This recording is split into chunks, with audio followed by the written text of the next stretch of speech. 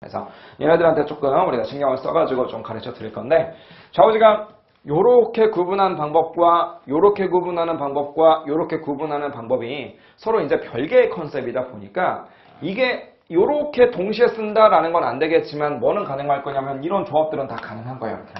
이렇게 조합해서 쓰겠다. 이렇게 조합을 하겠다. 당연히 가능한 거고요. 요렇게 조합을 하겠다. 요렇게 조합을 하겠다. 요렇게 조합을 하겠다. 모든 경우의 수가 다 가능한 거라고. 무슨 말인지 아시겠죠? 그렇죠? 자, 여러분들이 저랑 같이 교재 기본서를 통해서 예제 문제를 하나씩 풀어들었던 건 다 뭘 한 거냐면 그냥 이런 거 하나씩 다 봤던 거예요. 무슨 말인지 아시겠죠? 그렇죠? 자, 1차 시험은 어떻게 나오느냐? 하나씩 나오는 문제도 섞여 있고요. 그 다음에 조금 어려운 문제는 한 2개 정도씩을 섞는 그런 문제들도 섞입니다. 2개를 섞을 때 이제 흔히 즐겨서 이제 섞는 것들이 어떻게 섞냐면 이렇게 많이 섞어버리고요. 정상, 개별 원격 계산. 그리고 종합 원격 계산이랑 표준 원격 계산 이렇게 하는 이건 진짜 어려운 문제긴 한데 뭐 이런 식으로 섞는 그런 경우도 있어요. 2차 시험 가면 하나하나 개별적으로 나오기보다는 섞는 게 훨씬 더 많이 나오겠죠. 올해 2차 시험에서는 이렇게 섞었어요. 이렇게. 이런 식으로. 무슨 말인지 아시겠죠? 그렇죠? 그래서 이제 객관식 문제를 풀면서 여러분들이 좀 주안점을 두셔야 되는 건 하나하나를 이해하시는 건 당연한 거거든요. 그런 것들은 당연한 건데 이제 일부 문제를 풀다 보면 분명히 이 문제를 풀고 있는데 이 개념을 좀 알아야 되는 막 그런 것도 있고 분명히 막 이 문제를 풀고 있는데 이 개념을 알거나 막 이 개념을 알아야 되는 것도 있고 그런 것들이 막 등장을 할 거예요. 그래서 그런 문제들을 여러분들이 해결하기 위해서는 전반적인 이런 컨셉들 지금 설명드렸던 거 그냥 우리가 챕터별로 제목이 나와 있으니까 이렇게 생기는 거 배웠지 뭐 이렇게 하는 게 아니라 하나하나 좀 이게 어떤 컨셉에서 어떤 상황에서 적용되는 원격 계산이었는지 이런 것들 좀 따라가시는 게 중요하다고요. 무슨 말인지 아시겠죠? 그렇죠? 네. 자, 여튼 우리 서머리는 이 정도로 하기로 하고 우리 1장에서부터 본격적인 진도를 좀 나가보도록 합시다.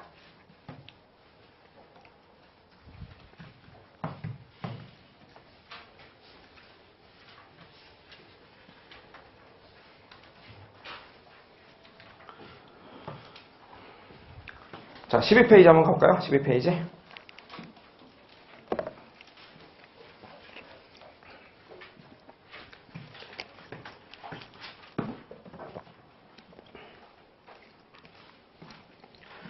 (12페이지에) 보시면 원가를 좀 분류하고 있네요. 그렇죠? 재료비와 노무비와 제조 경비가 있대. 그 밑에 보니까 추적 가능성에 따라서 직접 원가와 간접 원가가 있대요. 자, 1번하고 2번을 제가 묶어서 한번 정리해 볼게요. 자, 우리 재료비도 있고요. 그 다음에 노무비도 있답니다. 이렇게. 그죠? 그 다음에 뭐도 있냐면 제조 경비도 있답니다. 이렇게. 그죠? 재료를 쓴 거면 재료비고요. 사람들한테 인건비를 줬으면 노무비입니다. 그렇죠? 그거 빼고 뭐 여러 가지 기계를 돌렸거나 뭐 이것저것 했다 그러면 제조 경비라고 이렇게 불러요. 그렇죠? 그래서 어떻게 생겨먹은 원가를 썼느냐에 따라서 이렇게 세 가지로 구분을 하는데 파란색 글씨로 가로 2번에서는 또 뭐가 나왔냐면 추적 가능성 관련된 이야기를 또 하고 있거든요. 추적 가능성이라는 건 추적이 되는 놈도 있고 안 되는 놈도 있다라는 것이니까 걔를 한번 녹여본다면 우리는요. 추적이 되는 놈도 있고 추적이 불가능한 그런 놈들도 있을 거 아니겠어요. 그래서 자, 추적이 되는 원가를 뭐라고요? 무슨 원가라고요? 추적이 되니까 직접 원가 하시면 되겠네요. 그렇죠? 추적이 안 되면 간접 원가 이렇게 하시면 되거든요. 자, 그래서 걔네들을 한글로 한번 써봅시다. 자, 직접적으로 추적이 되는 재료비니까 뭐라고 할까요? 얘를 직접 재료비 하시면 되겠네. 직접적으로 추적이 되는 노무비니까 직접 노무비 하시면 되겠고요. 얘는 뭐 직접적으로 추적이 되는 제조 경비니까 직접 제조 경비 뭐 요 정도로 그냥 일단 표현을 하면 되겠네요. 그렇죠? 하지만 얘네들이 이제 간접이니까요. 간접이라는 말을 좀 붙여가지고 뭐라고 할 거냐. 얘네들은 간접 재료비라고 하시면 되겠지. 그 다음에 얘는 간접 노무비라고 하시면 되겠고요. 얘 같은 경우에는 이제 간접이니까 뭐 간접 제조 경비 이렇게 하시면 되는데 그 말을 조금 변형시켜서 우리는 뭐라고 불러요? 보통 제조 간접 원가 뭐 이렇게 불러버리는 거죠. 이렇게 그죠? 자, 한글로 그냥 굳이 적자면 이렇게 된다는 건데 요 말들이 중요한 게 아니라 어차피 우리는 뭘 알고 있냐면 원가는 그냥 특히나 제조 원가는 셋 중에 하나입니다. 뭐뭐뭐 셋 중에 하나인 거예요. DM, DL, OH 중에 하나인 거라고. 그러니까 지금 저는 6개의 이름이 있는 것처럼 이야기를 해놨지만 사실상 얘네들은 무조건 DM, DL, OH 중에 하나로 다 대응을 시켜야 된다는 거죠. 자, 근데 대응을 시키기에 앞서서 여러분들께 좀 참고로 말씀드리자면 6개 중에요. 한 놈은요. 수업 목적상 별로 다루지 않아요. 별로 다루지 않는 정도가 아니라 그동안 거의 다룬 적이 없었어요. 우리 세무사 기출 문제 기준으로 말씀드린다면 제 기억으로 1차 시험에서는 딱 한 번밖에 나온 적이 없는 그런 녀석이 하나 있어요. 자, 6개 중에서 여러분들한테 조금 생소하다 싶은 거 뭐 있어요? 이게 조금 낯설지, 그렇죠? 우리 제조경비는 다 간접인 줄 알았잖아요, 그렇죠? 근데 사실 실무적으로 추적되는 제조경비 있겠어요, 없겠어요? 당연히 겁나 많아요, 이런 것들. 되게 많기 때문에 실무적으로는 참 중요한 그런 원가인데 이게 참 사실 수업 목적상 시험 문제 낼 게 별로 없거든요, 이게. 그러다 보니까 얘는 존재는 하긴 합니다. 존재는 하는데 얘네들은요, 수업 목적상 중요성이 아주 떨어져요. 그동안 나온 적이 거의 없어요. 그래서 여러분들은 요놈에 대해서는 당분간 별로 관심 안 가지셔도 돼요. 심지어 객관식 반인데도 불구하고. 자, 근데 요놈에 대해서는 기출문제로 한번 우리 시험에 있었거든요. 이렇게 세무사 시험에서 한번 이게 나온 적이 있어요. 그래서 이게 있다라고 해서 뭐가 얼마나 대단하게 뭐 어려워지는 건 아니에요. 그래서 요거 나왔던 기출문제가 우리 교재에도 있기 때문에 제가 나중에 그 문제 하나는 풀어드릴게요. 그 문제 하나 풀면 아 이건 어떻게 처리하면 되는구나 라는 거 금방 알게 돼요. 그러니까 요 부분에 대해서는 그 문제 하나 정도만 보시면 되고 나머지 부분에서는 별로 신경 안 써도 돼요. 뭔 말인지 아시겠죠? 그렇죠? 자, 그러면 이제 남은 5개 남아있네. 자, 5개에 대해서 우리는 정의를 좀 내려봅시다. 추적되는 재료비, 우리가 알고 있는 약자로 한번 이야기해볼게요. 이제 저 뭐라고 할까요? 추적되는 직접 재료비. 이거 뭐라고요? 얘를 DM이라고 부르는 거죠. 그렇죠? 추적이 되는 노무비는 뭐라고 해요? 직접 노무비니까 DL이라고 이렇게 부르시면 되겠죠. 그렇죠? 자, 그 다음에 추적이 안 되는 제조경비, 제조간접원가를 얘를 이제 우리는 OH라고 이렇게 불렀던 거죠. 그렇죠? 자, 중요한 거는 이거죠. 제가 이걸 말씀드리고 싶어가지고 지금 이거 하고 있는 건데 얘네들 뭐라고 가요? 아무리 재료비라도 추적이 안 된다면, 아무리 노무비라도 추적이 안 된다면 쟤네들은 DM, DL, OH 중에서 어디로 보내는 거였어요? 다 OH로 보낸다. 이걸 조심하셔야 되겠죠. 그렇죠? 이거 OH고요. 이것도 OH입니다. 이렇게.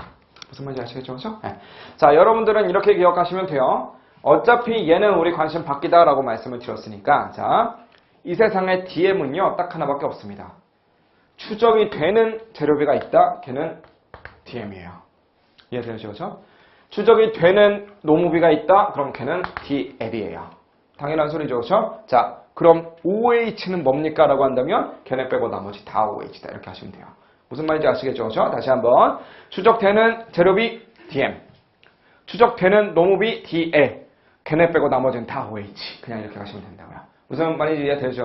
그래서 요걸 좀 알아야 풀 수 있는 문제들도 많이 있기 때문에 요걸 다시 한번 좀 강조를 했고요.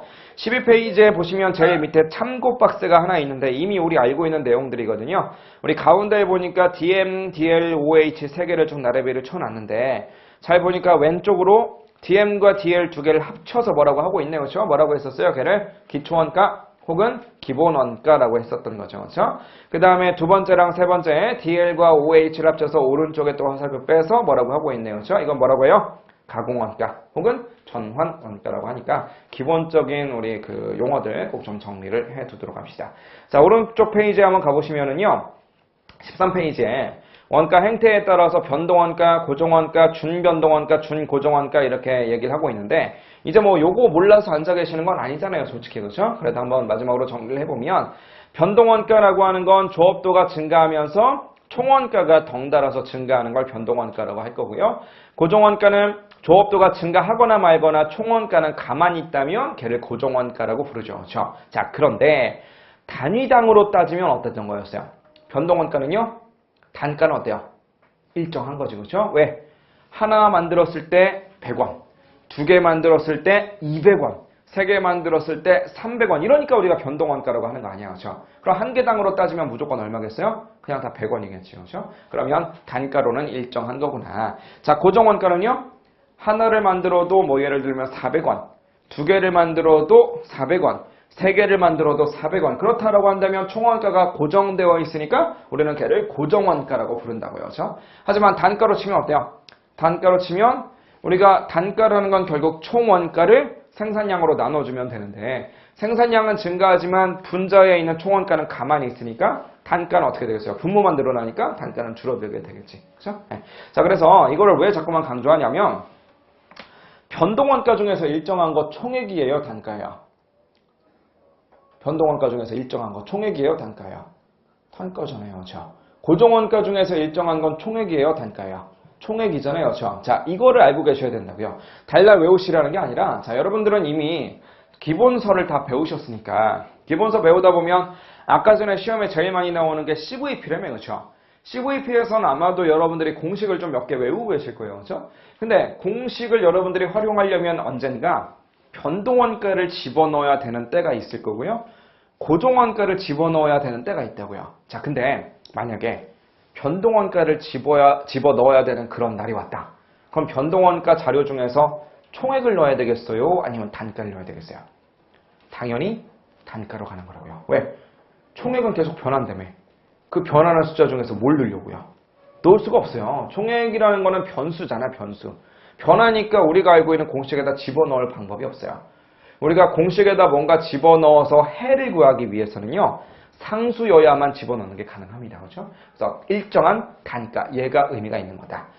고정비는 뭐가 의미가 있겠어요? 그러면 고정비 관련해서는 우리가 뭐를 집어넣을 거냐면 고정비는 총액을 넣어야 되겠죠. 자, CVP 어차피 배웠으니까 잠깐씩 한번 써볼까요? CVP에서 그냥 가장 기본적인 식만 하나 써보면 기억 안 나시는 분들은 나중에 CVP에서 다시 한번 자세히 봅시다.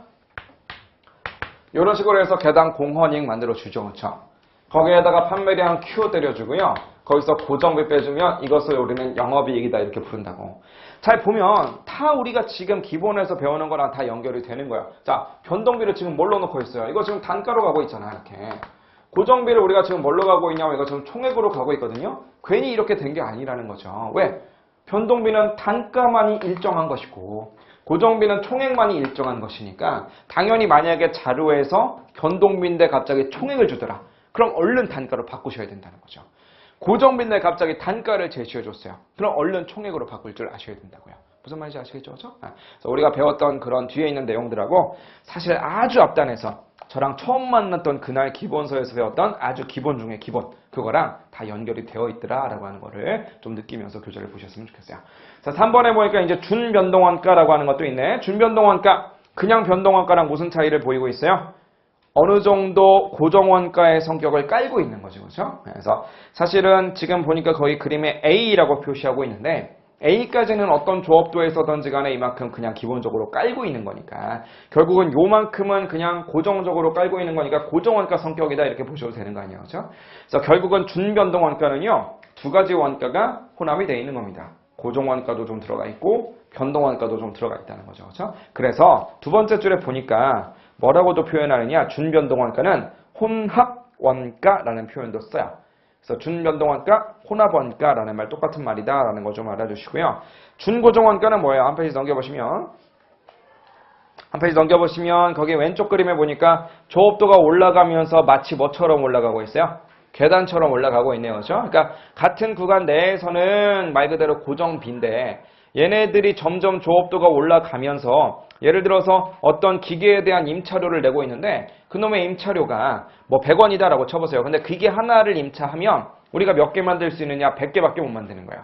자, 그러면 100개를 다 만들었다라고 한다면 101개 만들려면 기계 하나 더 있어야 될 거 아니야. 그렇죠? 그래서 임차료가 더블이 된다라고 하는 거. 뭐 이런 식으로 이해를 하시면 되겠죠. 그렇죠? 그래서 각각의 구간만 놓고 보면 플랫하니까 그냥 고정비겠지만 전반적으로 보면 원가가 점점점 올라가는 게 보이시는 거죠. 그렇죠? 점점점 올라가니까 이런 원가들을 우리가 준 고정 원가라고 하더라. 그렇죠? 그럼 이거 뭐처럼 생겼어요? 방금 계단처럼 생겼다며. 그렇죠? 자, 아까 전에 준변동원가는 혼합원가라는 표현도 쓴다고 그랬거든요. 준고정원가 그럼 다른 이름으로 뭐라고 붙어놨겠어요? 얘는 계단원가라는 말도 쓴다는 거죠. 그래서 우리 시험 문제에서는 어떤 표현으로 나올지 모르기 때문에 준고정원가라는 말뿐만 아니라 계단원가라는 말도 꼭 좀 알아두시기 바랍니다. 그렇죠? 자, 밑에 14페이지에 가로 4번 보시면 기타의 분류라고 해놓고서요. 의사결정과 관련이 있느냐 없느냐에 따라서 관련원가, 비관련원가 이렇게 나눠놨는데 관련원가의 대표격으로 기회비용, 비관련 원가 대표격으로 매물 원가 이런 것들 들어가 있는 거 보이실 거고요. 오른쪽 페이지 가보시면 자산화 여부에 따른 분류로 제품 원가냐 기간 비용이냐 아까 전에 제가 변동 원가 초변동 원가 하면서 잠깐 얘기했었죠. 그렇죠? 이것도 당연히 알고 계셔야 되겠고 통제 가능성에 따라서 통제 가능 원가, 통제 불가능 원가 이렇게도 나눈다라고 되어져 있는데 기타 분류 관련된 이야기들은 어차피 각자 이게 얘네들을 알아야만 되는 그런 챕터들이 좀 따로 있거든요. 그래서 그 챕터들 가서 조금 더 자세한 이야기를 하도록 합시다. 무슨 말인지 아시겠죠? 그렇죠? 네. 그래서 이 정도로 보고요. 그 밑에 보시면 원가의 흐름, T계정 어떻게 그리는가라는 건 나와 있고 한 페이지 넘겨보시면 제조원가 명세서라고 하는 건 나와 있는데 제조원가 명세서는 결국은 T계정 3개 중에서 뭐를 조금 구체적으로 쓰는 거예요. 제조원가 명세서는 제공품 T계정을 조금 이쁘게 그려놓은 거 그걸 제조원가 명세서라고 하더라고요. 그렇죠? 그 밑에 보시면 기본 문제 예제 수준의 문제가 하나 나와 있는데 우리 기본서에서 봤던 예제 문제보다도 더 간단한 거거든요. 그러니까 요거는 뭐 굳이 안 푸셔도 되고요. 혹시나 이제 복습하시면서 한번 그래도 기본부터 한번 다져보겠다 싶으신 분들은 한번 건드려 보시기 바랍니다. 무슨 말인지 아시겠죠? 그렇죠? 네. 자, 1장과 관련된 이론 서머리는 요 정도로 마무리하고요. 연습 문제 이제 좀 바로 풀어볼 건데 아까도 말씀드렸다시피 연습 문제 다 푸시는 거 아니에요? 다 푸실 필요 없고요. 어차피 제가 빼놓는 문제들은 빼놓는 만한 이유가 있습니다. 너무 어렵거나 너무 지엽적이거나 아니면 같이 풀어봤던 문제들하고 그냥 다 중복이거나 그런 것들은 빼놓는 거니까 그냥 각자 풀어봅시다 라고 하는 것들만 각자 풀어보시면 되겠어요. 우리 연습 문제까지 다 풀면 시간이 좀 오래 걸릴 테니까 우리 첫 시간은 좀 오리엔테이션처럼 이 정도로 마무리하고요. 연습 문제 본격적으로 푸는 거는 조금만 쉬었다 와가지고 좀 이야기를 진행해 보도록 할게요. 좀만 쉬었다 오시죠.